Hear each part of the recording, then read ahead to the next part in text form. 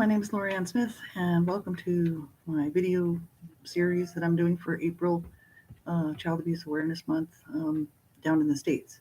And I usually broadcast in April, but not normally 30 days in a row. So we're on day 10, and we're looking at ritual abuse tonight, ritual child abuse. And that's a topic that I only know a little bit about. I'm not all that, well informed about it. So it'll be kind of an interesting learning, experience for me too. I did find some really interesting websites dealing with ritual child abuse, and it's disturbing. These topics are disturbing. I mean, I'm a child abuse prevention public speaker, so that's what I do. I was, you know, abused as a child, and I grew up abused. So this is just kind of like normal for me, but for most people, it's just really distressing. So you have to know what's good for you to listen to. You have to know whether if this sort of topic or this type of information would bother you. Then you need to make the decision for yourself whether you really should be listening, or you can always turn watch something else. It wouldn't hurt my feelings at all. Because we're discussing a very you know it's a upsetting topic, and it's not fun. I'm not doing this for fun. Um, I've been speaking since 2009 publicly about child abuse prevention, and also sharing information for adult survivors of child abuse. So I mean, this is what I've just been doing for a long time now. So and with other groups too, like volunteering with groups and stuff. It's just I'm broadcasting quite a bit, by myself as well, just to get that information out there. And I have a couple of people with me here, and I've got my good friend and advocate sister, Donna Shear, and author advocate.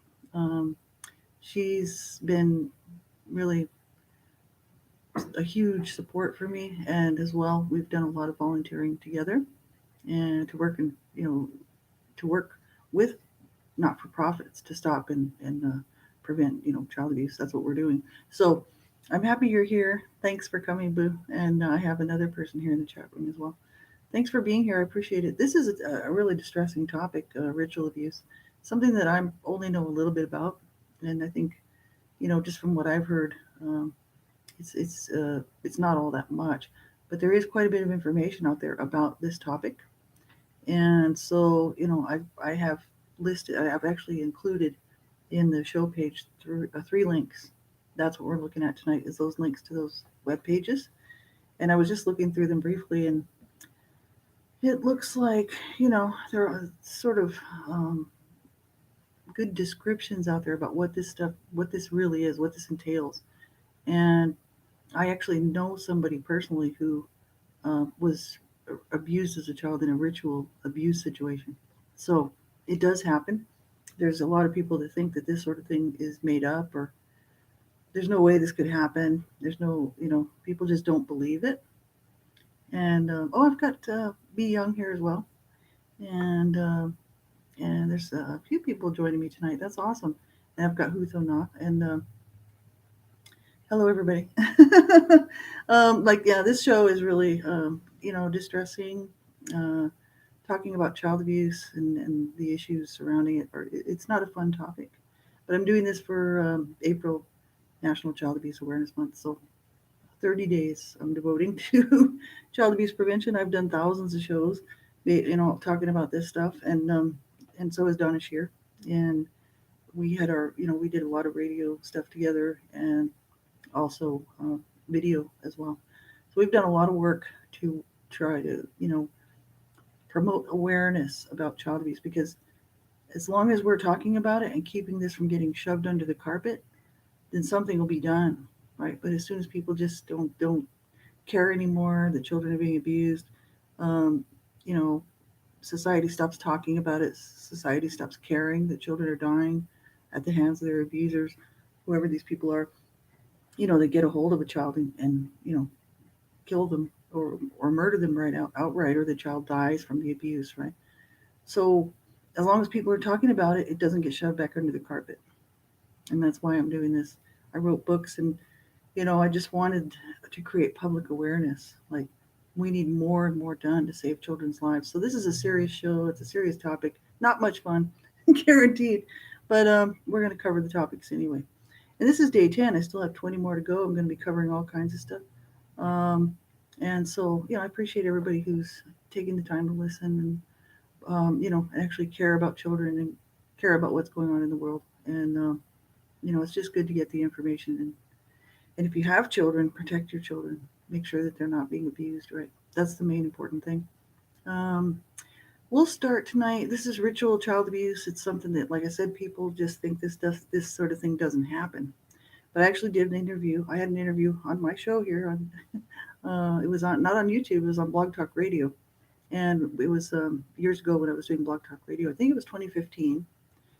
And Beverly Searle out of Australia has a program called Your Envisioned Mind. She works with survivors of child abuse as well as just survivors of trauma. And she's like a psychiatrist, like a psychotherapist. But anyway, she is a survivor of childhood ritual abuse. And so she was talking about her story. You can read about it. Beverly Searle, Beverly Beverley, Searle Searle, and she's out of Australia. And you can grab her website, Your Envisioned Mind, and she talks openly about what her and her uh, like siblings and stuff went through, being abused by her grandfather and a whole bunch of other adults. And it's horrific, this stuff. She survived, and but not unscathed, and it took her years and years to heal from this stuff. And she went on to get a degree in psychiatry and stuff, and works to help women, especially women, but men too, and people who were survivors of abuse or just survivors of trauma. So of any type of trauma, really. Um, yeah, that's right. Be young. It's just sad because I think it's not like it's child abuse. Who really wants to talk about it? Like it's not a fun topic. It's not something that people just want to sit around discussing. But the issues are that children are ending up in body bags in the morgue. People say, well, it's not my problem, or how can we fix this? Like, well. And we really just need people to first of all watch out and look after their own children, make sure their own children are not being abused. Um, and then look out for the children around them. You know, make a phone call. You could save a child's life, right? We could save a child's life. And if everybody was doing that, there'd be a whole lot less, children being killed, and a whole lot better situation for these children.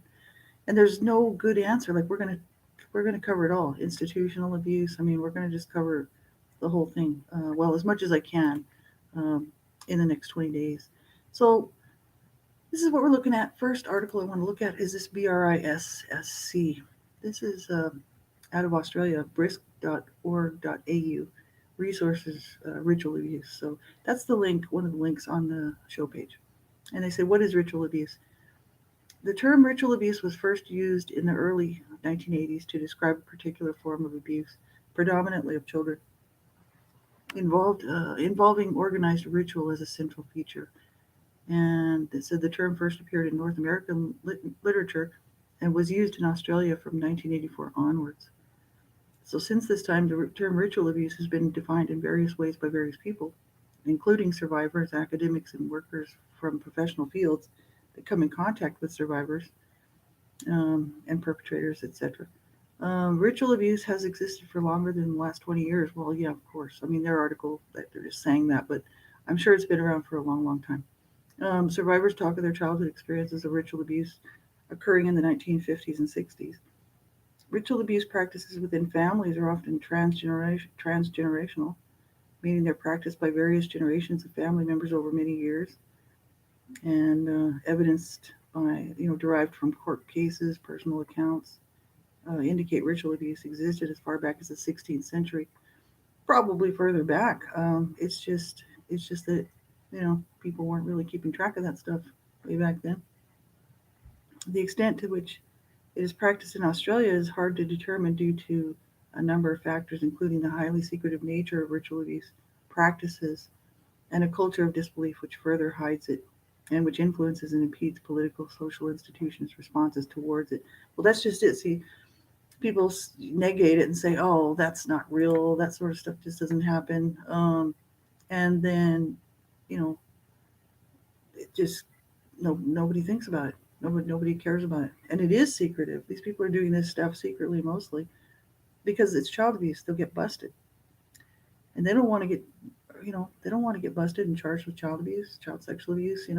So they, of course, they're hiding it, right? Um, and so then the survivors come forward, and then the world says, "Oh, you're just lying, or you're just making that up, or whatever." You know, it's pretty sad, really. I mean, this is the issue with abuse. It's all covert.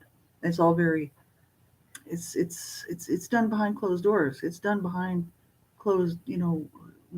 People don't see really what's going on, right? So unless somebody has actually witnessed something, and there's a witness involved, who's willing to go to court, the people just, it's like whatever, and that's why children are ending up dead or just abused horrifically. So it says ritual abuse usually involves repeated abuse over an extended period of time. And they said the physical abuse is severe, sometimes including torture and killing. The sexual abuse is usually sadistic, humiliating, this kind of stuff. I'm not going to get too graphic on this show. Um, the psychological abuse is devastating, involves the use of ritual indoctrination, mind control techniques, um, just to convey to the victim a profound terror of the cult members. It's a cult issue mainly, I think, and of evil spirits. They believe cult members can command. So, um, you know, these victims, really, it's about mind control and terrorizing. And so many of them, like this lady that I know, I mean, it took her years and years and years to, work through this stuff. It was just horrifying for her and her, I believe it was her sister that was involved in. It was just her. Maybe there was other children too, but she talks about her and her sister, and just absolutely horrible the stuff that she went through.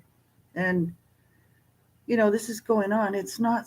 I don't think it's something that's very common because this all deals with mainly cults and people who are like. And it's not always like they do go on to say it's not always people who are worshiping other deities like Satan or other deities that they believe exist, right?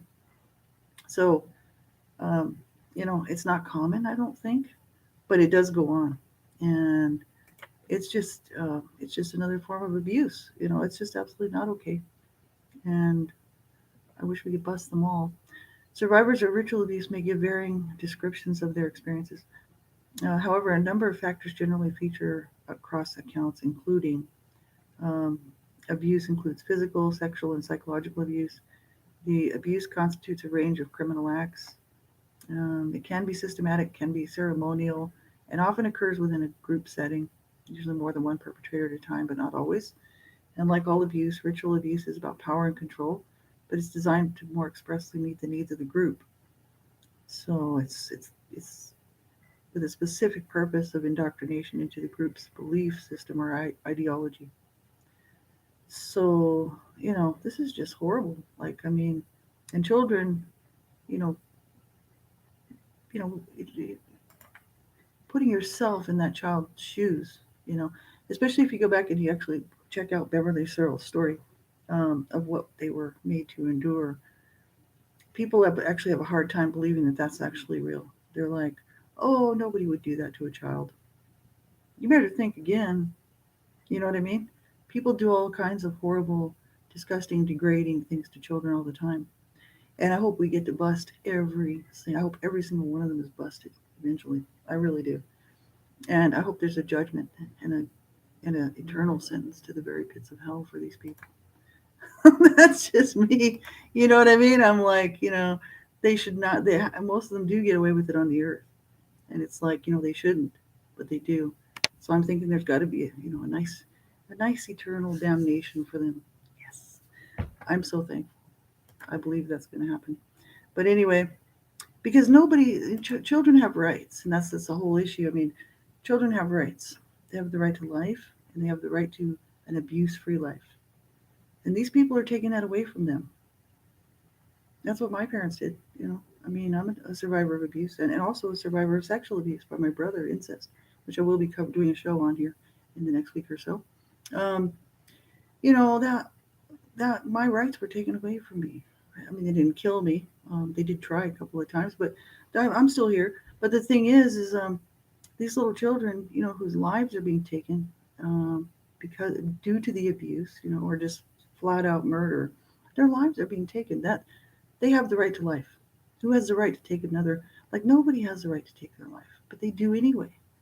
And the sentencing is just not, you know, it's not tough enough. It's like they just slap them on the wrist, oh, you shouldn't kill your children, 5 years, we'll give you 5 years.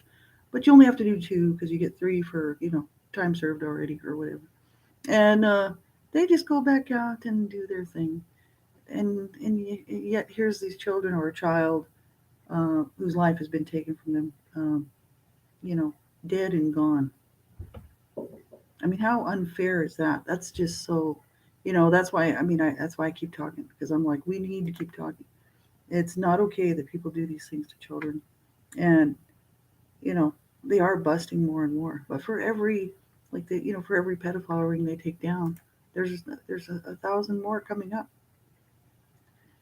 So we need tougher sentencing. I think if people knew that if they got caught and found guilty and they were going to face a firing squad, no time, no sitting around in a jail cell somewhere, or a prison, they're just going to be snuffed out with, just taken out in a firing squad situation. I think a lot of people would stop abusing children because they think they love their lives too much. They don't mind taking another person's life or a child's life. That's fine, but their lives they love. So of course, I think that would stop a lot of it. But no, they just figure, well, you know, I'll just get a little light sentence and I'll get to go back out and do my thing. It's just not okay. So they said the term and practice of ritual abuse has also been closely linked with other categories and practices of abuse, including organized abuse, which is like the abuse and exploitation of children through organized crime, prostitution, pornography, pedophile rings. And that's what Beverly Searle and her sister were a part of, which was a pedophile ring in Australia. And it was her grandfather who was one of the people that was running it. It was a cult situation, and they were, um, just passing her and her sister around. Basically, I mean, at these weekly sessions on the farm, and these men would show up, and they were just made to do whatever these adult men wanted them to do. And people would say, "Oh, that doesn't happen. That's not real." It's absolutely real. It's going on. It's going on right now.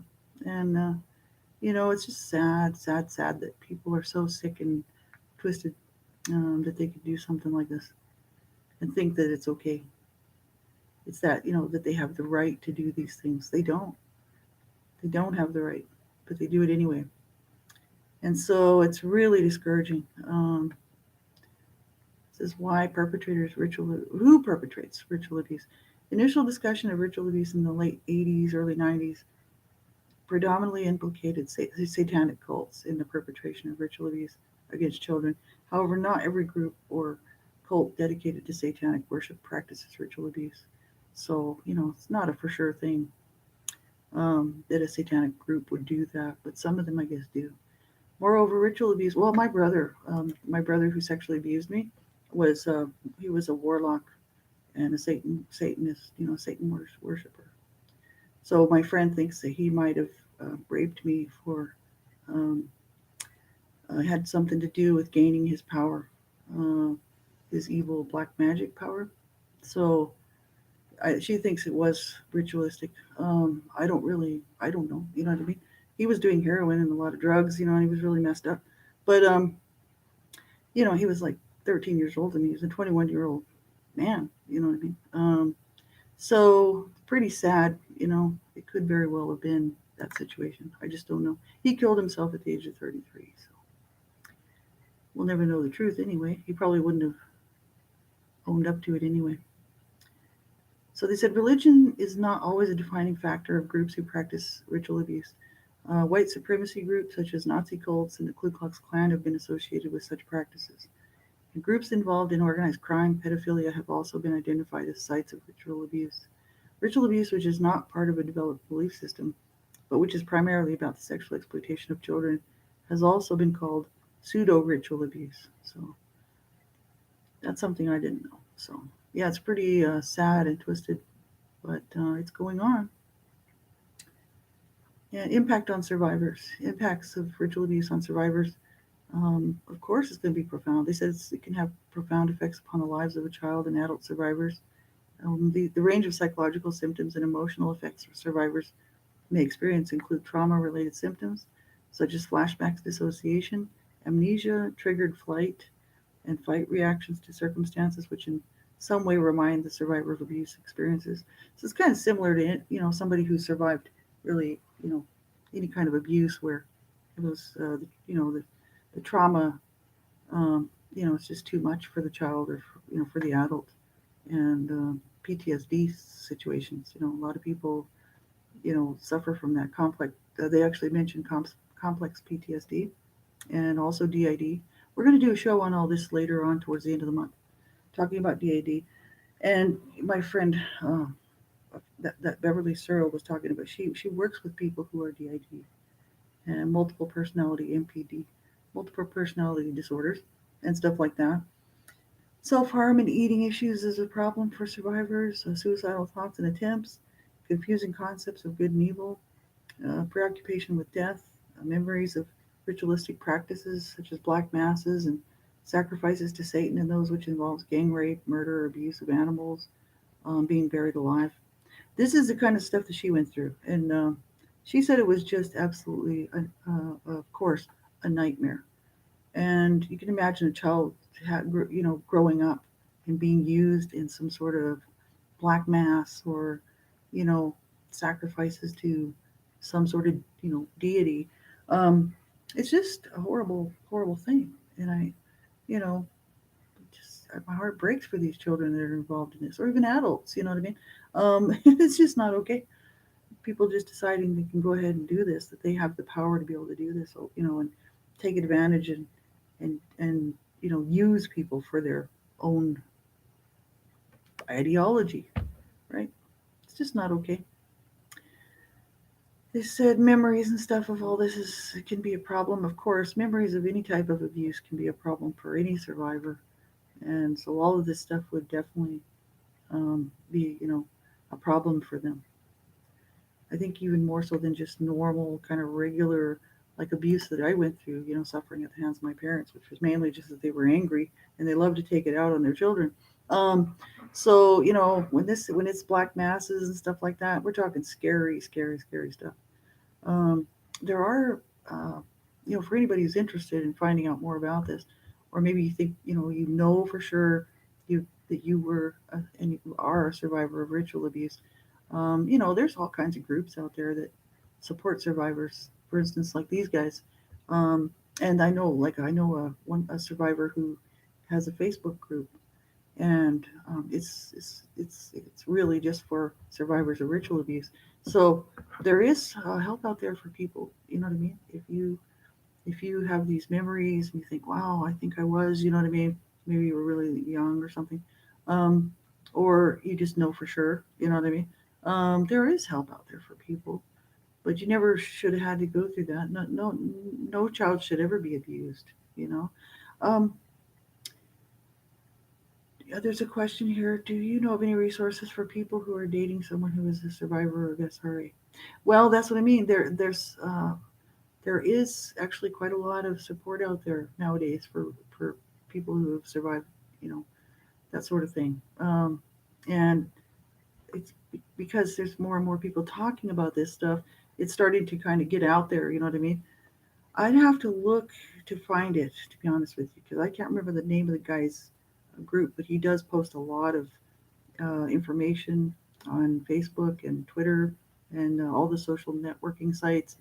And I can't remember his name, but I've seen his stuff, and you think I'd be able to remember it because I've seen it for years, but now I've drawn a blank. I was trying to remember it before the show, and I was just like, man, I just can't remember. And but I was always impressed by the amount of work that he's done, to try to get the information out there because there's a lot of people that don't believe this stuff actually happens, and it does because people, you know, who just live in mainstream society, they're not involved in any kind of satanic rituals. So they don't think this stuff actually exists. It's like, oh no, how could that be possible? It's like this stuff, sure, it's going on. Nothing much has changed, like for a long, long since the beginning. You know, we haven't made much project progress, right?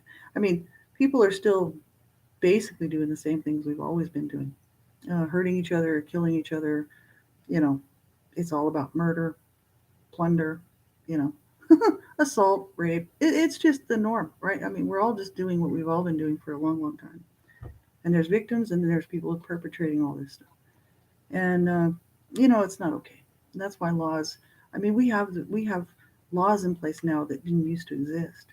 You know, and that's child rights, human rights, and that's why I'm a big promoter of human rights and child rights. It's so important because these rights. I mean, we've actually had them all along, but they weren't enforced. Now we've got all these government bodies who are saying, hey, look, we got to enforce this stuff, and it's really important to support lawmakers who actually do support, um, support government who supports human rights, and support lawmakers and people coming into local government, city government, wherever you live, whatever country, who actually care about people and care about children and really want to stand up for human rights and child rights. It's so important.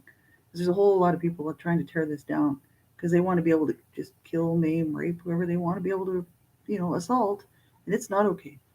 And we all have to, keep fighting this fight against these monsters. I call them monsters because that's exactly what they are. Anybody who manipulates and takes advantage of someone who is weaker than themselves is a monster. People are supposed to be helping people, not hurting people. Like nobody should ever be on purpose hurting a child ever. And that's to me the worst thing you could possibly do. It's bad to hurt an adult too, but it's really incredibly pathetically, you know, I don't know. There's not the words for it. It's just such a cowardly act to hurt a child and to abuse a child. You have to be the biggest coward on the planet, if you ask me. So it's not a good. It's not. They think they're all great and powerful, right? Because they can do this stuff to children and to other people, and it's like they're the biggest losers and cowards on the planet. You're nobody until you help people. You're like nobody until you do the right thing and do something good for somebody. You know what I mean? And all they can think of doing is killing, raping, and murdering, and plundering, whatever. Getting their needs met. Biggest cowards there is. And it's like, we all need to stand up, start speaking out against this stuff. This is absolutely ridiculous that people are allowing this to go on, right? Somebody knows something somewhere. And, if it's a family member, a neighbor who just, lives down the road from somebody who's doing this kind of stuff, but doesn't report it out of fear, you know, that's also cowardly. It's like, we have to do the right thing. And that's what's wrong with this world. Is that nobody wants to stand up and do the right thing. So it's pretty sad. It really is. There's another site here called rasasc.org.uk. That last one was in Australia. This one's in UK. And this is about ritual abuse as well. It's called Rape and Sexual Abuse Support Center, Rape Crisis South London. So they do talk about ritual abuse a little bit here. And they give their definition of it. Um, they said it does occur. You want to say it's elaborate rituals, games, setup, ceremonies, systematic emotional, physical, sexual abuse, um, child exploitation, prostitution, child pornography. This is all involved. Being forced to take drugs and alcohol, being tortured, forced to participate in the abuse of others. And, this is just not okay. They said ritual abuse can involve cults or it can happen within a family setting. So it's not always a cult. There's families that are doing this stuff too. And, it's just not okay. They use mind control techniques and such as systematic and brutal programming directed at every level of an individual's awareness: physical, emotional, sexual, mental, and spiritual. and just to dominate them, you know. That's terrible. So that's a very short snippet, but that's a good website for people if you're looking for help or information. That's also a good one. The rasasc.org.uk. And then I found another one. There's not a whole lot of information. There is some, but it's not a lot of information about this. I looked for some in the States, couldn't find any. So I couldn't find any website. I briefly was looking and I was like, oh, I'm just finding stuff in Australia and the UK. So they're willing to deal with it, obviously, because there's not a whole lot of information from the States. Um, this one is called survive-northyorks.org.uk.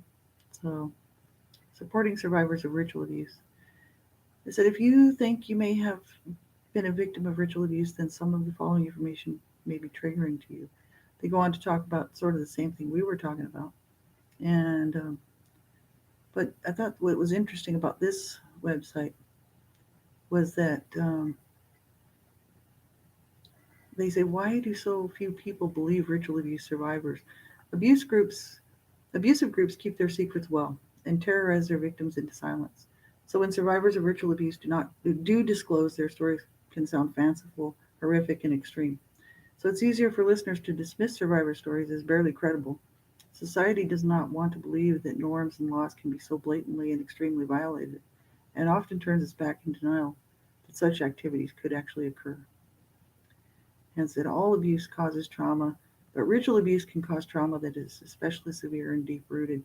And I mean, one of the other articles that we were looking at there just briefly was saying that ritual abuse is not the same as ritualistic abuse, because really all child abuse that is, I mean, we're talking any type of child abuse, emotional, psychological, you know, you know, any type of child abuse, physical, sexual, it's all ritualistic basically, because whoever these caregivers or parents or these people whoever are abusing these children, it is ritualistic because it keeps going on and on and on. It's how they deal with the children.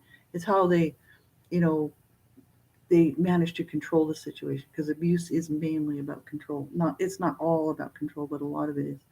And it's like that's how they're going to get their needs met, by doing whatever they need to do to make sure that that child or you know whoever it is does what they tell them. So if they have to use physical violence, they will. And if it's about sexual gratification, then it's sexually abused, so, or rape or whatever.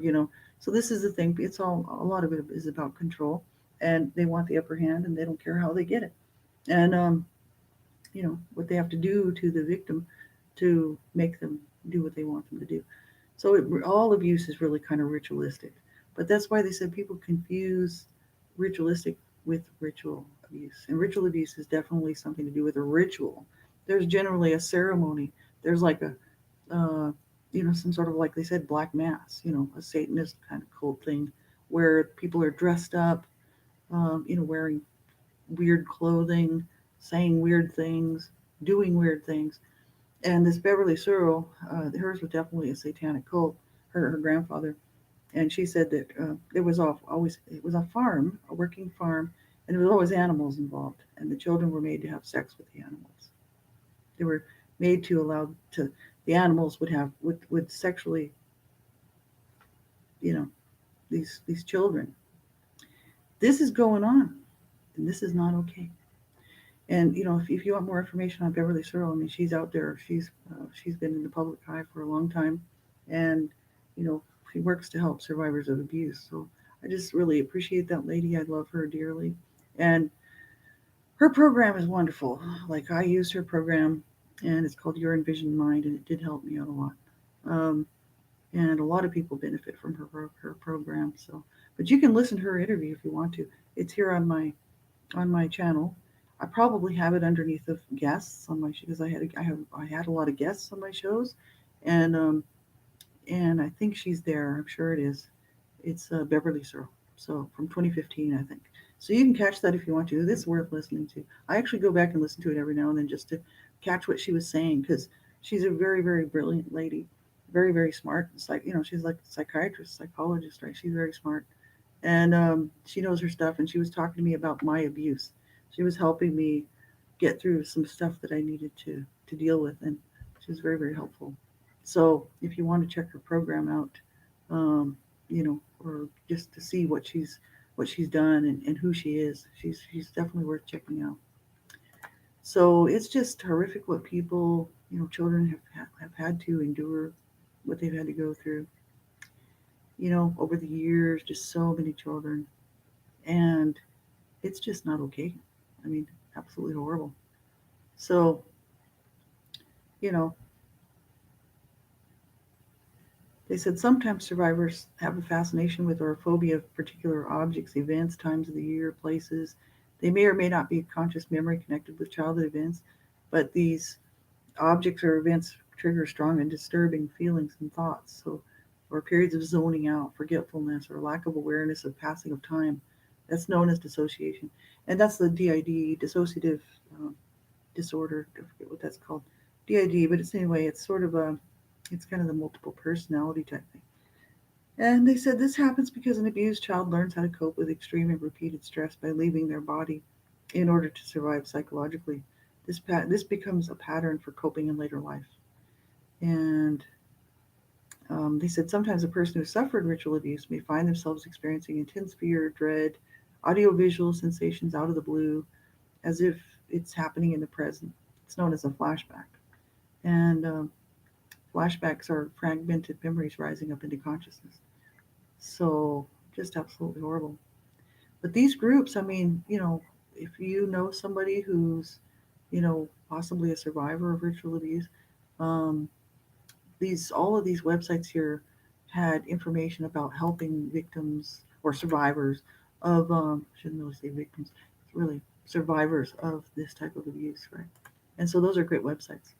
And yeah, I know it's just important that we all get involved because yeah, it's so crazy. It's beyond crazy. It's absolutely like when she told me that, I was just shocked. But I had heard other stories before about that, but I'd never actually talked to anybody. I read about stuff like that, but I had never actually talked to somebody in a conversation with them, right? Talking to me, right? Face to face, telling me that this stuff is going on. I'll spell it for you.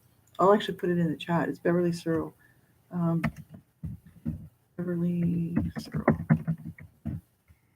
And her, no, not Barberly. It's Beverly. Sorry. Beverly Searle. And her actual website is called Your Envisioned Mind. Your Envisioned Mind. It's a it's a meditation program, and it really does work. It really helped me out. For another friend of mine helped her design that. Her name's Kate Mitchell. She is a big part of my healing journey, which I'll be going into all this at the end of the month. I've done shows on this before, but talking about my healing journey. But I'm going to go through a little bit more information towards the end of the month, and just for people, just for this series, right? So yeah, it's a good program. I know it costs a little bit of money. It's not overly crazy expensive, but it's not free. Um, it's but I tell you, it's worth it. It really helped me out. It helped me get rid of a lot of uh, well, I don't know. It's to do with the inner child. So I'll be doing another show just completely on that. But it did help me because I don't have like flashbacks anymore. I don't have the same kind of problems that I had before I started using that program, which is just a mind meditation. But now that I've used that program for quite a few years now, I don't have near the same problems that I used to have. So it does work. It's very helpful, and it really helped me get in touch with what I needed to get in touch with to heal. That I couldn't get in touch with before because I did push down a lot, especially the CSA child sexual abuse, because I didn't want to deal with that, and I was already being abused by my parents, and it was hard enough to deal with that. So that other stuff just got shoved way down there, and so for me to be able to heal from that, I really needed to be able to reach it and deal with it. And this stuff is horrible. No child should ever have to go through this. Um, and people say, well, I mean, who are these people? These are people living right next to us. It's not like they run around wearing their their Satan dress up clothes, satanic dress up clothes out in public. Some people might, some of them probably do because they're just so psychotic. Um, and I mean, hey, they're not the only ones abusing children. We don't might run down the satanic cults here, but there's a lot of people in the church. I mean, I'm a Christian, okay, but my dad was a Christian, and he abused my mom and my whole family. So I'm not all for rah rah. Hey, only the Christians are the good people. There's a lot of evil bugger Christians out there. They've been responsible for killing children for many, many, many years. We'll be talking about that. I'm going to do a show on it. It's coming up here probably next week sometime. And, you know, I'm not running down the Christians. I'm also not running down anybody else. I'm just saying every single group out there has had their hand in the pie of abusing children, in whatever way, sexually and physically, and using them for gain, personal gain, prostitution, child pornography. The church is just as guilty, if not more, for murder, especially for murdering children, because they love to murder children for some reason. Um, you know, not so much the Baptist church, but the Catholic Church has been responsible for that for years, killing so many children, unbelievable. And you know, now they're apologizing for it. After they were called on it by so many groups saying, "Look how many of our children you killed off." You know what I mean? And they're still abusing children today. But we can't just pick on the Catholic Church because it's going on in every church. It's going on wherever there's people and children because there's sick people in every group. So even the groups that, people want to run down the Satanists and these other cultists, but actually they're no worse than the next group because the next group may look better, but they're doing the same things. There's abuse and all that stuff. So it's like it's not okay. This people need to change the way they feel about children. Children are not sex toys. They're not put here for people to use sexually. And that I don't mind saying that, you know, because I'm a survivor of child rape, and I was made barren by child rape. So, hello. Let's wake up and smell the coffee. Children are not sex toys, and they're not meant for adult, you know, situations. There's people out there right now who are, especially in the States, but maybe other countries too, that are lobbying the government so that they can have sex with children. Because they think that children wants to have sex with them. That's what they think. They think that all children want to have sex with them. They are so sick and twisted. Um, Seriously, I think we should take them all out and just shoot them in the head. Put a bullet in their head. That'll solve a lot of that problem. You know what I mean? Who in their right mind would sign a petition that's going to go to the government to lobby for adult child sexual relations? Nobody but a child sexual predator. Stop putting them in prison, wasting tax dollars. Just shoot them. Line them up and shoot them. Because you know what? Those people are sick and they're twisted. And here they are fighting. And when, if we don't fight against that, there one day the government's just going to say, sure, why not? Okay, no problem. And they're going to make a law, passing a law that says it's perfectly okay for adults to have sex with children. It's not okay. Children were not ever, ever, ever created to have sex with adults. I'm sorry.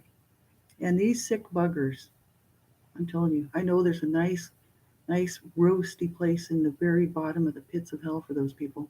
And I'm happy because I know that's not okay, man. It's like they can't think they're going to get away with that. They might have got away with it on the earth, but they're not going to for eternity. No, that's just my beliefs. But anyway, it makes me happy, and at least I can somewhat sleep at night. Actually, I don't sleep at night because I was abused as a child. But the thing is it puts me in a happy place. So yeah, well, and that doesn't even help because they still abuse children. They've tried that, chemical castration and stuff like that, and they just go out and they find other ways. They still get off on it, and it's just so wrong.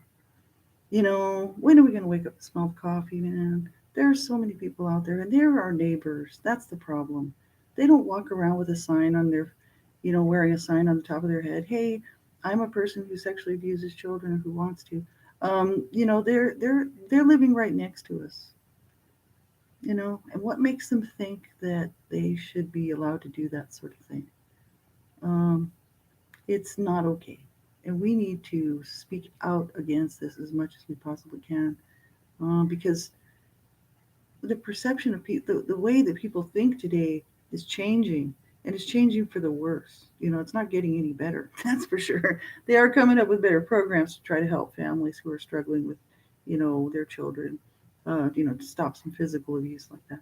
They're not doing anything to try to stop child sexual abuse, man. And it's just rampant. It's just rampant. And I mean, a lot of times it's the parents, involved in the child pornography. It's not just people that look like evil people hanging around on the corner wearing, dark overcoat, looking scary. These are parents who are doing this, you know, and it's not okay, right? But they know that they're not going to be really, if they get busted, it's not going to be a big deal. And obviously, they don't care about that child. They've been sexually abusing that child, so it really doesn't make. They don't care if they lose that child, and they'll get 6 months, or something in jail, and then they can go out and have more kids and sexually abuse them, or get a hold of somebody else's child. Whatever's more convenient at the time. They're just sick. They're sick and twisted, and I don't know why people aren't screaming out about this. How wrong this really is at our lawmakers. You know what I mean? Not, I mean, the general public. That doesn't do any good. But you know, like Donna Shear right now, she's working on a. We got a show coming up here. I'll be Donna Shear, author advocate. She's here with me tonight. She's my best friend, and she's like she works. She's the action behind the words. She gets laws changed. She was responsible, partly responsible, for getting Connor's law passed, and all sorts. She works to save children from abuse, and she's just a very influential and powerful person. Gets things done. And so right now they have a petition going on, and we're going to actually do a show. But that petition is on my discussion section here on YouTube. So you just go to my discussion section, look down a little bit. There's a petition on change.org put out by AU4H, Advocates United for Humanity. That's Donna Shear, Lee Roberts running that. That's a not for profit. And that's going to be a great, great resource for people. It's to allow the perpetrators of, you know, child sexual predators who are on lists, for that list to be made public, so that people will be able to protect their children. So we're going to do a whole show talking about that. That's just so important. But there are people out there doing great work, and we need to support those people, and actually, push for tougher penalties, and push for, people to create better laws that protect children. And, we got to stop these people from lobbying the government, trying to have sex with these children. Like, it's not okay, right? Oh, thank you, Donna. Well, I appreciate it. Well, I mean, you guys are really responsible for kind of getting me started, because, you know, I would have never probably gotten so publicly involved had I not met you guys. But it's like, yeah, I wanted to do something. I wanted to be part of the change, and not just sit around as a victim and cry the blues, that I've been abused. So really never really did that too much. But I had a lot of difficulties until I worked through a lot of that stuff. It was hard. But, it was my thing was like, something good has to come from this. And so I'm going to use my voice, and I'm going to write my books, and I'm going to, all the money from my books, all the proceeds go to stop and prevent child abuse. And that makes me happy, because that's what I wanted. And, I just, I wish I could do more. I don't have the time, or the money. So, what I do is really appreciate all the people who support me, and all my friends, and people who have come alongside me, and, you know, just shown me a lot of support, share my work. Many people have bought my books. I really appreciate it. Um, and just support somebody in your local area. If you don't, whatever, you don't have to support me or AU4H. Get involved in your local area if you're listening to this. There's tons and tons of ways you can get involved to be part of the change. And the more people in on it, the better, because we need everybody's voices in on this. Of course, the abusers' voices won't be on this. These ritualistic, ritual, you know, child sexual predators who are Satanists, their voices aren't going to be in on it because they love to do what they're doing to children. They're perfectly happy to go ahead and sexually abuse children. That's what they love to do. But the rest of us can all be speaking out against this and get a lot of attention with the lawmakers and people who are creating these changes to help protect children. So important. We really need everybody's voices in on this. So whoever you support, make sure you support somebody, you know, who you can get behind and say, man, this person's going to do something. They are really, they were really intent on changing laws to protect children, tougher penalties. Let's make some change. You know what I mean? Or supporting children's and family services in your area to help people who are struggling. So that they can learn, how to cope and not abuse their children. Just whatever you can do, get involved and learn the signs and symptoms. This is really important because children are dying. And of course, it's not your fault and it's not my fault. But the abusers don't care. They're the ones that killed the child. So then who's going to care? We all have to care because the children are the future of this planet. You know, the children are our future. Yeah, just get involved, Donna says. Just get involved in what's important. That's right.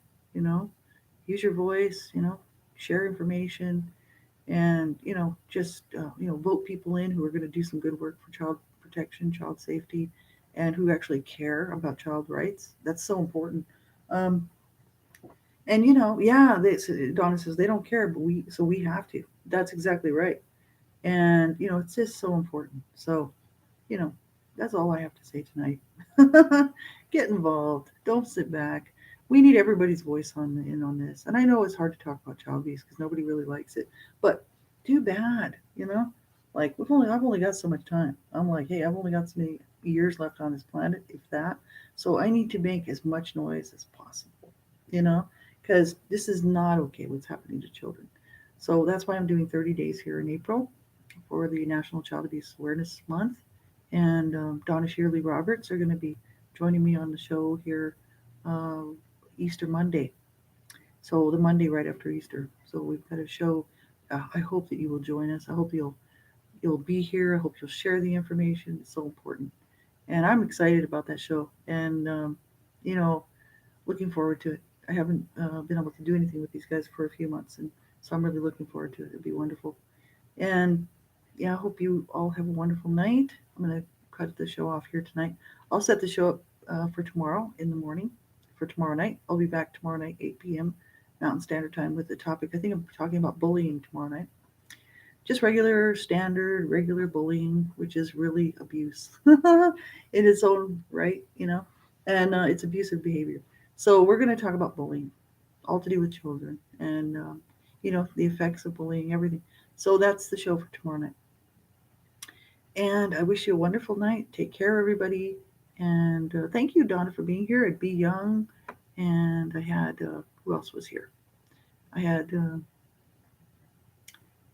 Hutho Na, and was there anybody else? No, I think that's it. Well, thank you for coming. I really appreciate it. Sitting here and listening to me going on about this stuff that's just horrible. And yeah, I just pray we can make a difference because I care about these little children. And it's too late for the ones here tonight because they're going to die. They're going to end up in the body bag in the morgue. Uh, we're not going to be able to save them. But, we can work to save the children for tomorrow. We can all work at that, right? It's so important. These children's voices are snuffed out. And young people, youth, children, their voices are just snuffed out. They don't even get a chance to live and experience anything. And it's like, so we got to be their voice, right? And that's what this was all about. Have a great night, everybody. Talk to you later.